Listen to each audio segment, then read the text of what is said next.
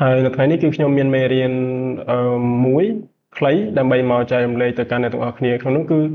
យើងនឹងមកសិក្សាអំពីការប្រើប្រាស់ earn ហើយនឹង the ថាតើនៅពេលណាដែលយើងគួរតែប្រើប្រាស់ជាមួយនឹងពាក្យថា the ហើយនៅពេលណាដែលយើងគួរប្រើប្រាស់ជាមួយនឹងពាក្យថា earn អញ្ចឹងកុំឲ្យខាត់ពេលតោះឥឡូវយើងទៅអឺចាប់ផ្ដើមទាំងអស់គ្នាក៏ប៉ុន្តែមុននឹងយើងចាប់ផ្ដើមចូលទៅដល់មេរៀនរបស់យើងគឺខ្ញុំសូមឲ្យយើងចំណាយពេលអានទៅលើអត្ថបទមួយខ្លីហើយដែលវាទាក់ទងទៅនឹងមេរៀនរបស់យើងនឹងឯង A reading passage. One day, Mark went to the cinema to see a film. He bought a drink and an ice cream. Then he sat in the front row of the cinema and waited for the film to start. A few minutes later, an old man in a long coat came and sat near him. The old man had a big black dog, and the dog sat on the floor by the man's feet. When the film started, Mike saw the dog was very interested in the film. When something funny happened, the dog laughed and laughed. When a person in the film died or something bad happened, the dog cried and cried. This happened all the way through the film. After the end of the film, Mark went to the old man. That was amazing, said Mark. Your dog really loved the film. The old man looked at him and said, Yes, it was amazing. He hated the book. អូខេអញ្ចឹងបន្ទាប់ពីយើងបានអាន reading passage នេះហើយយើងក៏សម្គាល់ឃើញពាក្យមួយចំនួនដែលគេប្រើនៅក្នុង reading មួយនេះដូចជាមានពាក្យថា the cinema អញ្ចឹងយើងប្រើជាមួយនឹង article the ហើយមួយទៀតគឺយើងឃើញពាក្យថា the front row យើងប្រើជាមួយនឹង article the ដូចគ្នាដែរហើយសូមអធិស្ឋាននៅទីនេះគឺតាមពិតពាក្យនេះគឺ the front row ប៉ុន្តែខ្ញុំបាន highlight វាឲ្យអស់ប៉ុន្តែមិនជាបញ្ហាទេយើងចាំថា the front row អញ្ចឹងទៅហើយបន្តមកទៀតគឺយើងមានពាក្យថា an old man ហើយយើងក៏មានពាក្យមួយទៀតគឺ the old man ហើយ a big black dog the dog or the film អញ្ចឹងយើងឃើញនៅទីនេះគឺ an old man ហើយមួយទៀតយើងប្រើពាក្យថា the old man អញ្ចឹងមនុស្សហ្នឹងគឺមនុស្សតែមួយទេប៉ុន្តែហេតុអីបានជាគេប្រើ earn ហើយនៅទីនេះគេប្រើជាមួយនឹងពាក្យថា the ទៅវិញហើយដូចជានៅទីនេះដូចជាពាក្យថា a big black dog និងពាក្យថា the dog តាមពិតទៅសំណក់ហ្នឹងគឺជាសំណក់តែមួយទេមិនមែនសំណក់ពីរទេគឺសំណក់តែមួយប៉ុន្តែហេតុអីបានជាគេប្រើពាក្យថានៅទីនេះប៉ុន្តែនៅពេលដែលប្រើជាមួយនឹងកន្លែងបន្ទាប់ទៀតគេប្រើជាមួយនឹងពាក្យថា the ទៅវិញអូខេអញ្ចឹងដើម្បីស្រាយចម្ងល់គឺយើងនឹងទៅធ្វើការបំពេញទៅលើ rule ទាំងអស់គ្នាអូខេអញ្ចឹងបន្ទាប់ពីយើងបានអានទៅលើ reading passage ហើយក៏បានកត់សម្គាល់ទៅលើការប្រើប្រាស់ពាក្យមួយចំនួនដូចជាពាក្យថា the ឬក៏ earn អីហើយហ្នឹងដែលខ្ញុំបាន highlight នៅក្នុងអត្ថបទហ្នឹងអញ្ចឹងនៅទីនេះគឺខ្ញុំចង់ឲ្យយើងមកកត់សម្គាល់ជាមួយនឹងប្រយោគចំនួន3ហើយតកតងទៅនឹង rule នៃការប្រើប្រាស់របស់ earn ឬក៏ the នឹងផងដែរអញ្ចឹងនៅពេលនេះខ្ញុំមានប្រយោគចំនួន3ប្រយោគហើយប្រយោគទាំង3នេះគឺខ្ញុំបានដកស្រង់ចេញអំពី reading passage របស់យើងបាញ់មិញនឹងឯងហើយខ្ញុំក៏មាន rule ចំនួន3ដូចខាងក្រោមនេះដែលយើងឃើញដោយចង់ឲ្យយើងយកពាក្យថា earn ឬក៏ the នេះមកបំពេញនៅក្នុងចន្លោះ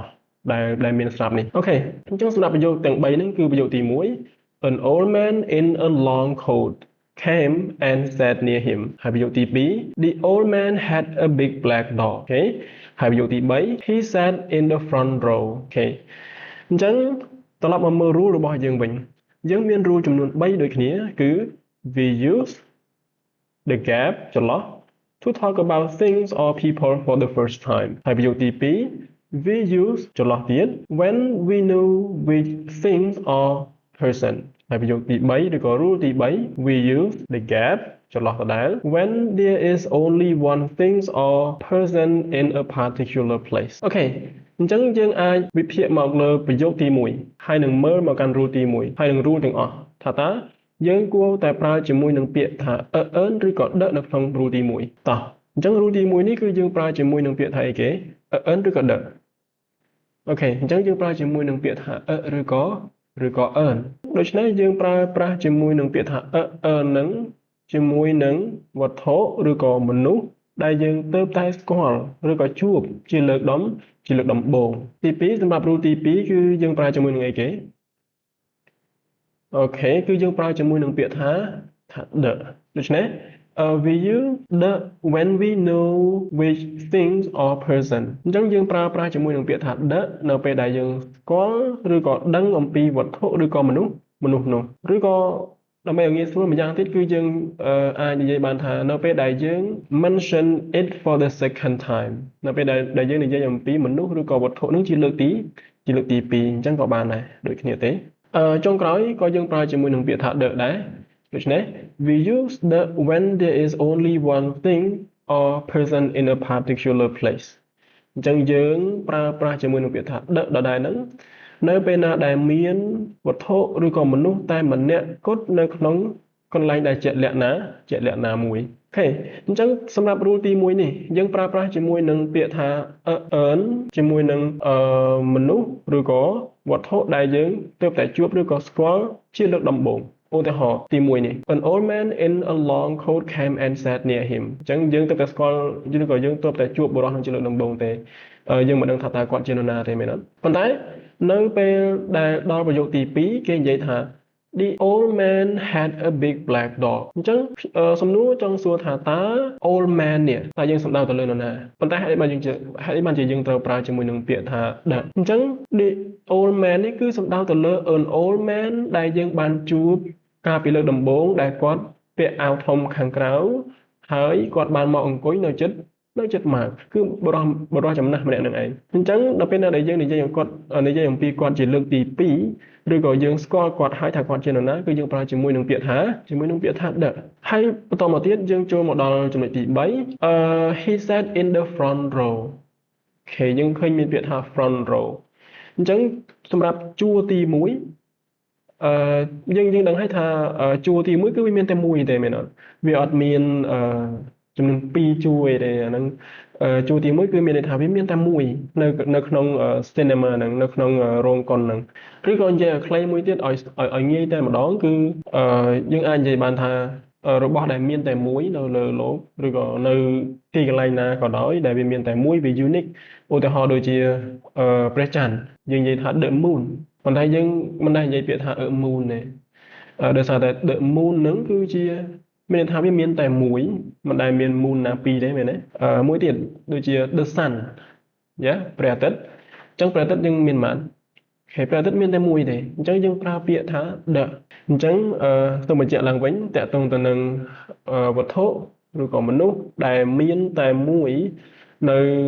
ទីកន្លែងជាក់លាក់ណាមួយអញ្ចឹងយើងប្រើជាមួយនឹងពាក្យថា the ជា article ដើម្បី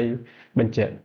អូខេអញ្ចឹងបន្តអំពីយើងបានរៀនតកតងទៅនឹង rule នៃការប្រើប្រាស់ ឬក៏ earn ហើយខ្ញុំសូមឲ្យយើងចាំទៅលើ rule ទាំង3នេះ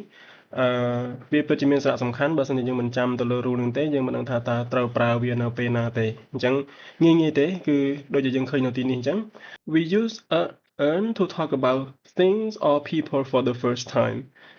ឬក៏ we use the when we know which things or person ឬក៏ rule មួយទៀតនៃការប្រើប្រាស់ article the នឹងផងដែរ we use the when there is only one thing or person in a particular place អញ្ចឹង rule ទាំងអស់នេះយើងត្រូវតែចាំប៉ុន្តែចាំ rule ទាំង3នេះហើយគឺនៅមិនទាន់គ្រប់គ្រាន់ទេព្រោះថាយើងនៅមានtip មួយទៀតដែលខ្ញុំចង់ឲ្យយើងកត់សម្គាល់ហើយនឹងចាំផងដែរគឺនៅក្នុងនេះគឺយើងប្រើប្រាស់ជាមួយនឹង article the បានផងដែរជាមួយនឹង some fact phrases អញ្ចឹងសំណួរសួរថាតើជាអ្វីទៅជា some fact phrases សម្រាប់អ្នកដែលមិនទាន់ដឹងខ្ញុំអាចប្រាប់បានគឺ fact phrases គឺយើងសំដៅទៅលើក្រុមនៃពាក្យដែលជាទូទៅគឺត្រូវបានគេកំណត់ឲ្យប្រើមកបែបហ្នឹងឧទាហរណ៍ដូចជាពាក្យថា go to the cinema ជាដើមឬក៏ go to the theater ឬក៏មួយទៀតយើងអាចនិយាយថា in the morning ឬក៏ in the afternoon ឬក៏ in the evening ឬក៏ចុងក្រោយយើងឃើញមួយទៀតគឺ at the weekend ឬក៏ the new អញ្ចឹងជាទូទៅគឺយើងប្រើបែបហ្នឹងគឺយើងកម្រនិយាយថា go to cinema ឬក៏ go to theater ឬក៏ get up in morning ឬក៏ get up in afternoon ឬក៏ in evening ណាប៉ុន្តែផ្ទុយទៅវិញគឺយើងប្រើជាមួយនឹង article the ដើម្បីមកបញ្ជាក់នៅក្នុងហ្នឹងអញ្ចឹងទាំងអស់ហ្នឹងគឺយើងហៅវាថាជា some fact phrases អូខេអញ្ចឹងដូចយើងឃើញនៅក្នុងទីនេះអញ្ចឹងគឺយើងមានពាក្យមួយចំនួនដែលយើងហៅថាជា fact phrases ដែលជា clear ដែលត្រូវបានជាទូទៅគឺត្រូវបានគេប្រើជាមួយគ្នាតែម្ដងហើយជាមួយនឹង article ជាពិសេសគឺជាមួយនឹង article the នឹងតែម្ដងអញ្ចឹងសម្រាប់នៅទីនេះគឺយើងមានឧទាហរណ៍ដូចជា go to the cinema ឬក៏ go to the theater អញ្ចឹងយើងអាចអានឧទាហរណ៍មក he went to the cinema អញ្ចឹងប្រយោគមួយនេះគឺវាមាននៅក្នុងអត្ថបទឬក៏អំណានដែលយើងបានអានកាលពីមុននេះដែលនិយាយអំពីលោក Mark គាត់បានទៅកន្លែងរោងកុនអញ្ចឹងយើងឃើញមានពាក្យថា went to the cinema អញ្ចឹង went នេះគឺមកពីពាក្យថា go នឹងឯងប៉ុន្តែដោយសារតែវាទៅជា past simple អញ្ចឹងយើងត្រូវដូរពាក្យថា go នឹងទៅជា went ព្រោះថារឿងហ្នឹងគឺវាកើតឡើងនៅក្នុងអតីតកាលអូខេអញ្ចឹងមួយទៀតយើងមានឧទាហរណ៍ដូចជាយើងអាចនិយាយបានថា she gets up at 5:30 in the morning អញ្ចឹងយើងឃើញមានពាក្យថា in the morning ដូចដែលបានគូបន្ទាត់ខាងក្រោមនេះអញ្ចឹងយើងមិនដែលនិយាយថា she gets up at 5:30 in morning ទេអញ្ចឹងarticle the ហ្នឹងគឺត្រូវប្រើជាដរាបជាមួយនឹង clear មួយនេះដែលយើងហៅវាថាជា fact phrases ហ្នឹងឯងហើយចុងក្រោយទៀតគឺយើងមានឧទាហរណ៍មួយទៀតគឺយើងអាចនិយាយបានថា we